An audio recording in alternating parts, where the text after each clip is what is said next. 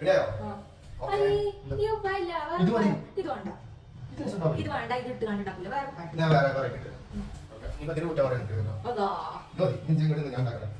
Cup മൈദ കേട്ടോ. ഇതിന് ഈ ഉപ്പിന്റെ പ്രസക്തി വളരെയധികം കൂടുതലാണ്. ഈ ചെടി കണ്ടല്ലോ, ഒരു 1/2 ടീസ്പൂൺ ഉപ്പ് കേട്ടോ. പിന്നെ നമുക്ക് ഇതിലേക്ക് ഈ പൊറോട്ടന്റെ മുകളിൽ ബ്രൗൺ കളർ ഉണ്ടെങ്കിൽ നമുക്ക് ഷുഗർ വേണം. നേരത്തെ നമുക്ക് ഷുഗർ ഉണ്ട്. ബേക്കിംഗ് സോഡ അങ്ങനത്തെ പരിപാടിയൊന്നും ഉണ്ടാവശ്യമില്ല. ഈ ഒരു പരുവത്തില് ഇതിങ്ങനെ കുറച്ച് ചെയ്യാട്ടോ. ടൈം എടുത്ത് ചെയ്യേണ്ട ഒരു കലയാണ് ഈ കുക്കിംഗ് എന്ന് പറഞ്ഞ ശരിക്കും. ഈ പൊട്ടാണ് പൊറോട്ട ഉണ്ടാക്കാൻ വേണ്ടി ആരും വിചാരിച്ചണ്ട. ചപ്പാത്തി ആണെങ്കിലും ഓക്കെ, പക്ഷെ പൊറോട്ട അങ്ങനെയല്ല.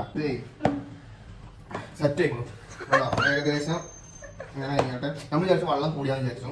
വെള്ളം കൂടിയതല്ല, നല്ല വൃത്തിയാക്കിയിട്ട് നമുക്ക് കുറച്ച് മൈദപ്പൊടി ഇങ്ങനെ ഈ പാത്രത്തും കൂടെ കൊട്ടി പിടിച്ചു പോകണം.